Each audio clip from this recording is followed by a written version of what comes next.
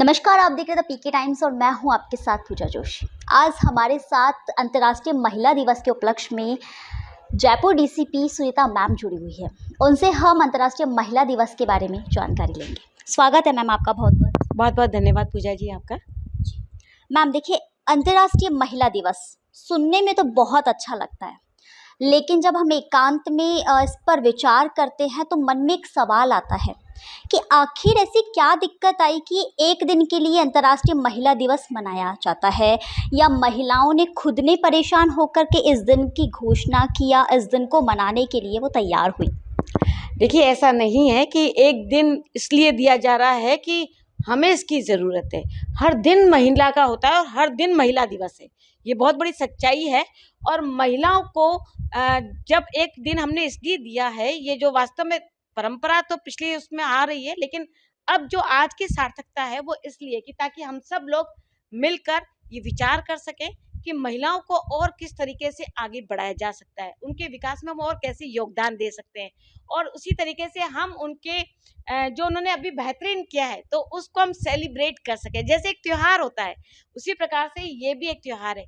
आप देखते हैं कि हम लोग हर तरीके के वो बना रहे हैं, स्वास्थ्य दिवस भी मनाते हैं, तो उसी प्रकार से ये महिला दिवस भी है। तो ये अंतर्राष्ट्रीय लेवल पे बनाने का मुख्य कारण यही है कि सभी महिलाओं को एक जाजम पे इकट्ठा करना, एक स्थान पर एकत्र करके, और जो महिलाएं कुछ अपना बेहतरीन कर रही हैं उनको उनकी तरफ से एक मैसेज सभी लोगों तक जाना कि हम कर सकती हैं तो आप क्यों नहीं।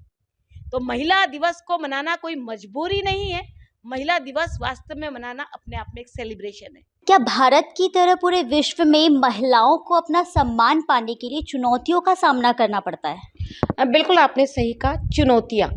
चुनौतियाँ किसको नहीं है, और चैलेंजेस जब तक नहीं होंगे तो हम लोग अपने आप को प्रूव कैसे करेंगे। तो ये चुनौतियाँ न केवल महिलाओं के लिए, बाकी पुरुषों के लिए भी उतनी ही है, और चुनौतियाँ होनी चाहिए ताकि हम अपने आप को सबके सामने साबित कर सकें कि हम किसी से कम नहीं। और जहाँ बात आती है कि महिलाओं को चुनौतियों का सामना करना पड़ता है, तो कारण हम खुद ही हैं। हमें कौन रोकता है? हमें संविधान ने पूरा दर्जा दिया हुआ है, संविधान ने पूरे अधिकार दिए हुए हैं, और हमें सिर्फ अपने अधिकारों के बारे में जानना है और फिर उनको उपयोग में लाना है। और ऐसा कोई व्यक्ति नहीं है जो आपको आपके अधिकारों से वंचित करे। अगर कोई आपको आपके अधिकारों से वंचित करता है तो हम है ना, आप आइए हमारे पास, आपका हर अधिकार आपको मिलेगा, आपकी हर चुनौती में हम आपका साथ देंगे। बस जरूरत है कि उस चुनौती का सामना करने के लिए आप निडर होकर आगे आए। चैलेंजेस बिल्कुल सभी के लिए हैं, और जिसने इन चुनौतियों को पार किया है उसी ने अपना इतिहास रचा है। जैसा कि ने कहा कि पुरुषों के लिए भी वही चुनौती होती है, लेकिन अधिकांश देखा जाता है कि पुरुषों के मुकाबले महिलाओं को परिवार में, समाज में, रिश्तेदारों में सबसे ज़्यादा चुनौतियों का सामना करना पड़ता है। बिल्कुल, आपने सही कहा कि अगर मैं आज कुछ नया करना चाहती हूँ तो मेरे घर वाले मुझे एक बार रोकेंगे, क्योंकि उनके मन में कई सारी धारणाएं होती हैं, और वो मान के चलते हैं कि जो बच्ची है वो मेरी बाहर निकलेगी तो किसी न किसी प्रकार की उसकी समस्याओं का सामना करना पड़ेगा, और बड़ी मुश्किलात मतलब उनके माइंड में है। और ये परंपरावादी जो सोच चली आ रही है, तो उनको लेकर उनके मन में रहता है कि वो मना करते हैं, और कितनी बार उनको ये लगता है कि ये सही नहीं है, जो हमारी नज़र में सही है वो उनकी नज़र में सही नहीं है, तो इस वजह से वो ना करते हैं। तो ऐसी परिस्थितियों में चुनौतियाँ खड़ी हो जाती हैं। अब हमारा ये है कि अगर मुझे वो चीज़ हासिल करनी है तो मुझे ज़रूरत पड़ेगी कि मैं सबको अपना लोहा मनवाऊं, अपना काम करके दिखवाऊं, अपना विश्वास जगाऊं, ताकि कोई व्यक्ति मुझे रोक ना पाए। आज मैं इस मुकाम पे पहुंची हूं तो नो डाउट मुझे कई सारी चुनौतियों का सामना करना पड़ा।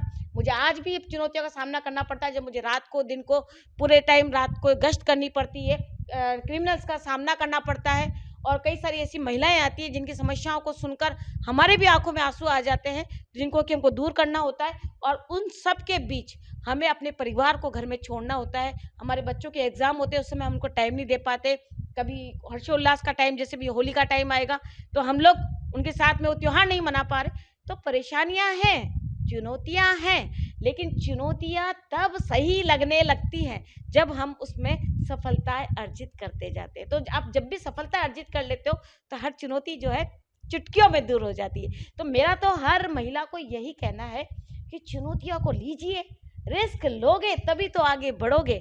और कभी भी कोई भी चीज़ को वजन लेके मत चलो। अगर आप सर पे वजन लेके चलोगे तो दुख पाओगे। हमारी तरह वजन साइड में रख के चलो, यानी इस दुनिया में ऐसा कोई नहीं जो आपके सर पर रहेगा। सर पर किसी को बैठाने की जरूरत नहीं है, सबको साइड में बैठाइए और काम करते जाइए, वो भी बहुत आसानी से, सहज और सरल तरीके से। दुनिया आपके पीछे चलेगी। के उपलक्ष्य में हम आपसे बात कर रहे हैं, लेकिन मैम आज भी ऐसे क्षेत्र है जहां महिलाओं को शिक्षा से वंचित रखा जाता है। शिक्षा से वंचित रखने के साथ में सिर्फ उनको एक जन्म यानी कि एक बच्चे को जन्म देने वाली नारी औरत समझा जाता है। तो ऐसे परिवारों के लिए क्या, जबकि देखिए मैम आप भी जानते हैं कि माँ सरस्वती वो भी भगवान है, माता है, वो भी एक नारी है। तो ऐसा क्यों होता है हमारे समाज में? यहाँ तक कि पुराणों में, कथाओं में भी नहीं है, नारी को आज भी सम्मान दिया जाता है, तो समाज में क्यों नहीं? देखिए, बहुत सच्ची बात है कि पितृसत्तात्मक जो चली आ रही परंपरा है, उसके अंदर सबने यही किया है कि लड़के को जैसे ही जन्म होता है तो उसके बाद में कि ये तो हमारे घर का वारिस है और हमारे को आगे लेके जाएगा, तो उसकी पढ़ाई लिखाई पे ज़्यादा ध्यान देते हैं और उसी के लिए पैसा इकट्ठा करते हैं कि ये पढ़ेगा कैसे और बढ़ेगा कैसे। और साथ ही अगर जब लड़की का जन्म होता है तो उसके लिए पैसा इकट्ठा किया जाता है कि इसको दहेज देना है या इसकी शादी के लिए पैसा एकत्र किया जाता है। तो मेरा ये मानना है कि बच्चे की शादी के लिए आप पैसा एकत्र मत कीजिए, उसकी पढ़ाई के लिए ही वो पैसा लगाइए। उस लड़की में दम हो गया तो वो पैसा अपने आप कमाएगी और अपनी शादी वो धूमधाम से करेगी। जो आपका सपना है वो अपने आप से पूरा कर लेगी। अब बात रही कि लड़कियों को शिक्षा से वंचित रखा जाता है, तो शिक्षा से वंचित रखने का मुख्य कारण यही है कि उनके मन में यही है कि बाहर जाएगी, कुछ गलत ना हो जाए इस बच्ची के साथ में। और बाहर दूर देश में, मतलब कि अगर उसको इस जगह पर अगर जब भी गांव है उसमें अगर 10वीं तक का ही व्यवस्था है तो वो 12th पढ़ने के लिए बाहर नहीं भेजना चाह रहे। इसी प्रकार से अगर 12th तक का स्कूल है तो कॉलेज के लिए नहीं भेजना चाह रहे, उच्च शिक्षा के लिए नहीं भेजना चाह रहे। अगर मैं जयपुर में हूँ तो मैं अपनी बच्ची को दिल्ली नहीं भेजना चाह रही। और अगर हमको इंडिया से बाहर भेजने की बात होती है तो लड़की का नाम सोचते ही कि इसको बाहर जाना है, हम धक से रह जाते हैं। आखिर क्यों? लड़के को भेजने में प्रॉब्लम नहीं, लड़की को भेजने में प्रॉब्लम क्यों है? लड़की का अपना पूरा अधिकार है और उसे वो अधिकार मिलना चाहिए। और इसके लिए सबसे ज्यादा अगर किसी को पहल करनी पड़ेगी तो उसकी माँ को।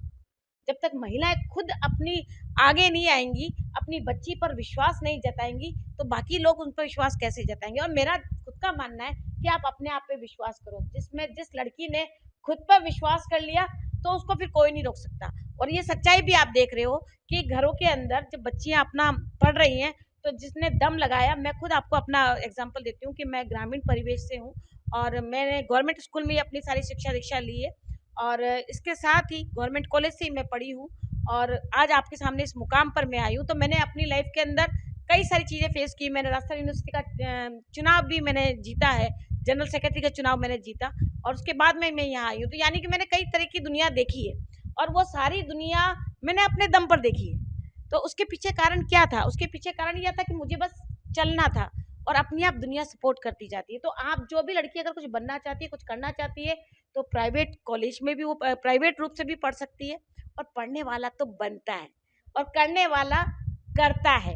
और इसके लिए आपको बहाना नहीं बनाना चाहिए। बहाना जो बनाता है फिर वो बहाना ही रह जाता है, वो खुद भी जो है बिना बात ही उसमें बह जाता है।